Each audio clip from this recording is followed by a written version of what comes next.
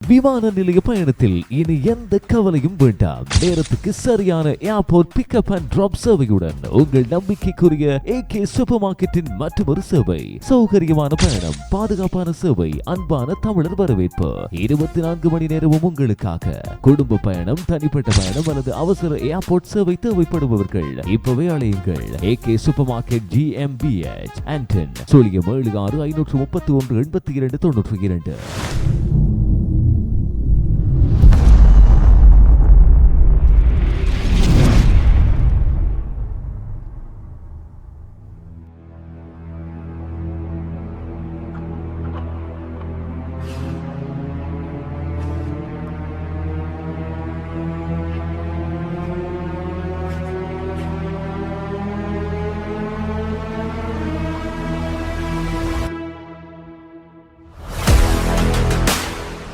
Hi, welcome to Swiss Tamil TV. அன்பான சொந்தங்களை மற்றும் ஒரு மிக முக்கியமான குற்றமும் பின்னணியும் எபிசோட் மூலமா சந்திக்கிறதுல ரொம்பவே சந்தோஷம். இன்னைக்கு ரொம்பவே முக்கியமான ஒரு வேட்டைக்காரன், அதுவும் குழந்தைகள் வேட்டைக்காரன் அப்படின்னு கெட்ட பெயர் பெற்ற ஒருத்தன் சம்பந்தமாக பார்க்க போகிறோம். குழந்தைகள் திரும்பி வராத இரவுகள் அப்படின்னு இந்த விஷயத்துக்கு நம்ம பெயரை வைக்கலாங்க.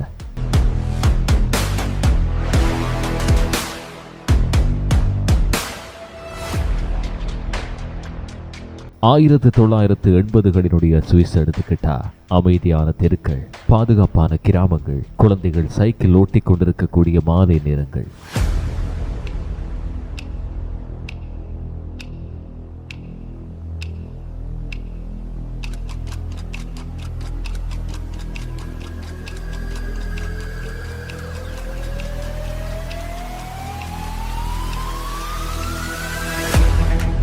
ஆனா ஒரு கட்டத்துல அந்த நாட்டில பேரண்ட்ஸ் எல்லாம் ஒரு சென்டென்ஸ் மாத்திரம் ரிப்பீட் பண்ண ஆரம்பிச்சாங்க.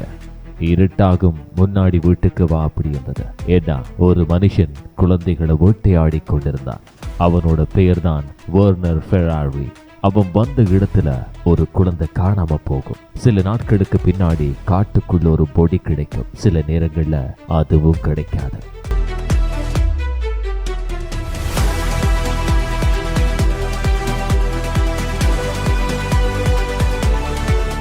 1946ஆம் ஆண்டு எடுத்துக்கிட்டா சுவிஸ்ல ஒரு குழந்தை பிறக்குது.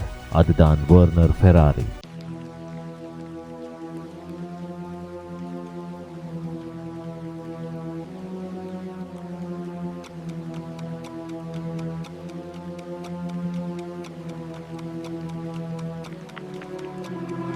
ஆனா அவருடைய வாழ்க்கை ஆரம்பத்திலிருந்தே உடைஞ்சிருந்தது. ஸ்டேபிள் ஃபேமிலி கிடையாது, லவ் இல்ல, ஒரே வீடு கூட இல்ல, ஒரு ஃபாஸ்டர் ஹோம் மாத்திரம்தான். அதுக்கு பிறகு இன்னொரு இன்ஸ்டிடியூஷன், மீண்டும் ரீலொகேஷன். ஒரு குழந்தைக்கு தேவையான அஃபெக்ஷன் அவனுக்கு கிடைக்கவே இல்லை.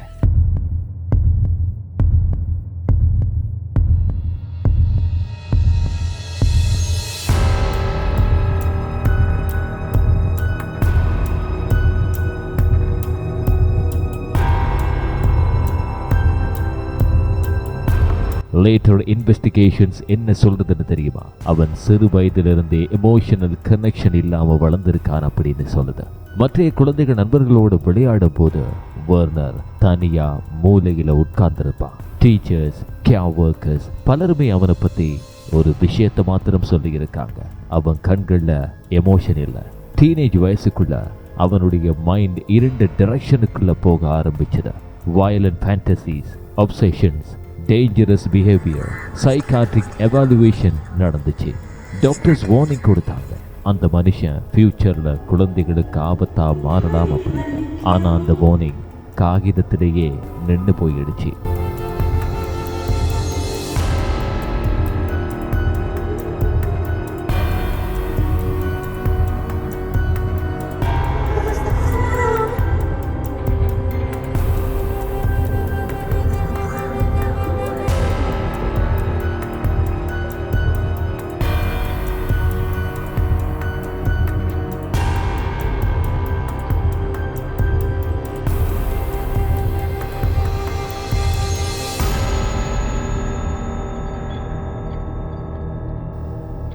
ஆயிரத்து 1971ஆம் ஆண்டு ஒரு சாதாரண நாள். 10 வயது சிறுவன் வீட்டிலிருந்து வெளியே போறான். அவனுடைய பேரண்ட்ஸ் அவன் திரும்பி வருவான் அப்படின்னு காத்துட்டு இருக்காங்க. 6 மணி ஆகுது, 7 மணி, 8 மணி, ஆனா அவன் திரும்பி வரவே இல்லை. போலீஸ் கம்ப்ளைண்ட் கொடுக்கறாங்க.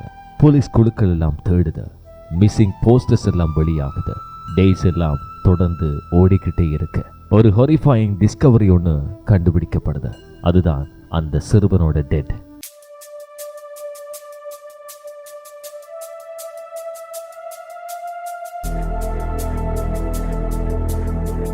இன்வெஸ்டிகேஷன் ஸ்லோலியா ஒரு பேருக்கு வந்து நிக்குது. அதுதான் வெர்னர் ஃபெராரி. போலீஸ் ரிப்போர்ட்ஸ் படி அவன் குழந்தையோட ஃப்ரெண்ட்ஷிப் பில்ட் பண்ணியிருக்கான், ட்ரஸ்ட் ஏர்ன் பண்ணியிருக்கான். அதுக்கப்புறமா அந்த ட்ரஸ்ட்டை பயன்படுத்தி கொண்டிருக்கான் அப்படின்னு சொல்லப்படுது. சுவிஸ்ல மக்கள் அதிர்ச்சி அடைகிறாங்க. ஒரு சைல்டு பிரெடேட்டர் அவர்களுடைய நாட்டிலேயே இருந்தார். கோர்ட் அவனை கில்ட்டி என்ன அறிவிக்குது. பிரிசன் சென்டென்ஸ் கிடைக்குது. ஆனா அந்த முடிவு பல பேரண்ட்ஸோட வாழ்க்கையை பின்னாடி சிதைக்க போகுது.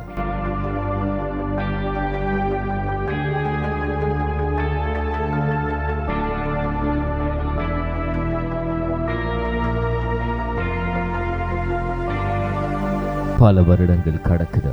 மக்கள் எல்லாம் கொஞ்சம் கொஞ்சமா மறக்கிறாங்க. ஆனா ஒரு மனுஷன் மாத்திரம் தனக்குள்ள இருந்த டார்க்னஸை மறக்கவே இல்லை. Werner Ferrari.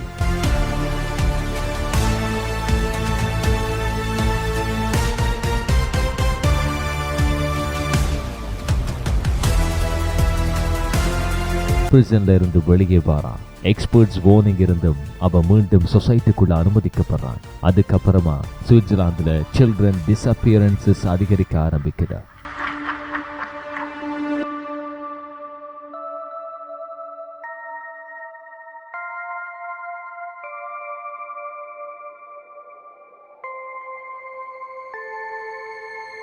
விழாக்கள் நடக்குது, ஃபன் ஃபேர்ஸ் நடக்குது, கார்னிவல்ஸ் எல்லாம் அதிகமா நடக்குது. அந்த கலர்ஃபுல் இடங்களுக்குள்ள ஒரு பிரெடேட்டர் குவாட்லி மூவ் பண்ணி கொண்டிருக்கான். அவன் குழந்தைகளை ஒப்சர்வ் பண்றான். யார் லோன்லி, யார் பேரண்ட்ஸ்ல இருந்து தூரமா இருக்காங்க, யார் ஈஸியா டார்கெட்ல இருக்காங்க. அவன் ஸ்மைல் பண்ணுவான், ஃப்ரெண்ட்லியா பேசுவான், சாக்லேட் வாங்கி தருவான். அதுக்கப்புறமா அந்த குழந்தை அந்த இடத்துல இருந்து காணாம போயிடும்.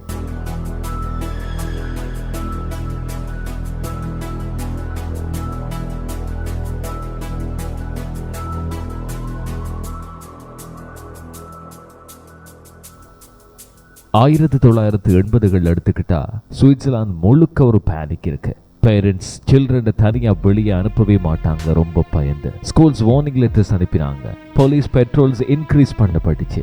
Medical headlines another child missing அப்படின்னு வருது. Police fear serial predator. Swiss parents terrified.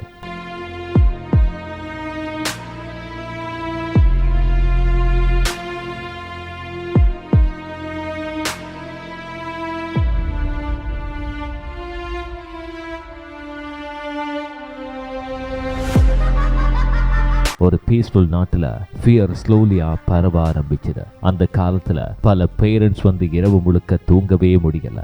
அடிக்கடி டோர் எல்லாம் லாக் பண்ணப்பட்டிருக்கா அப்படின்னு செக் பண்றது, விண்டோ எல்லாம் செக் பண்றது, சில்ட்ரன் சேஃபா இருக்காங்களா அப்படின்னு மீண்டும் மீண்டும் பார்த்து கொண்டிருப்பாங்க. ஆனா அவங்களுக்கு தெரியாது அந்த கில்லர் அவங்களோட அருகிலேயே நடந்து கொண்டிருப்பான் அப்படின்னு.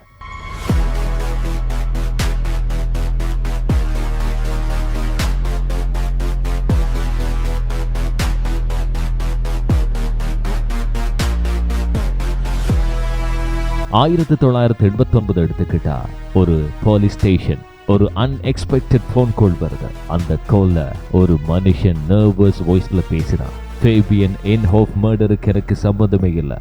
ஆனா போலீஸ் இமீடியட்லி சஸ்பீஷியஸ் ஆனாங்க.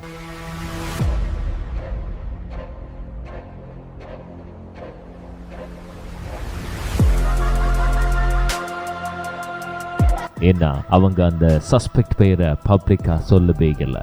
அப்படி இருக்கும்போது இந்த மனுஷன் அந்த கேஸ் பத்தி எப்படி தெரிஞ்சு கொண்டான்? அதுதான் வெர்னர் ஃபெராரியோட பிக்கெஸ்ட் மிஸ்டேக்கா இருந்துச்சு. கால் ட்ரேஸ் செய்யப்படுது. போலீஸ் அபார்ட்மெண்ட்டுக்கு சென்றது. அங்க சுவிட்சர்லாந்த பல வருடங்கள் டெரரைஸ் பண்ணிய பிரெடேட்டர் ஃபைனலி வெர்னர் ஃபெராரி கைது செய்யப்படுறான்.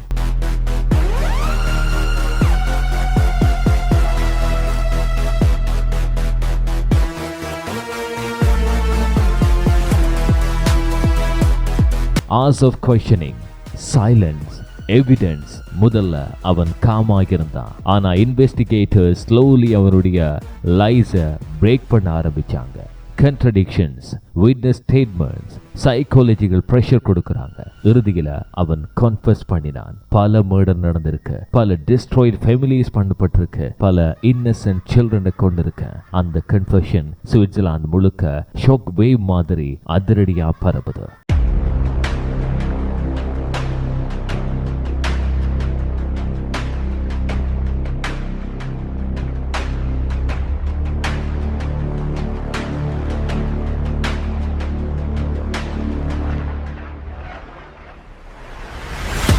(2025) 78 வயதுல பெர்னர் ஃபெராரி சிறையிலேயே இறந்து போறான். ஆனா அவன் விக்டிம்ஸ், அவங்களோட ஃபேமிலிஸ், அவங்களுடைய பயம் அது இன்னும் உயிரோடு தான் இருந்துகிட்டு இருக்கு. சில குற்றங்கள் ஒரு மனிதனை மாத்திரம் கொல்லாது.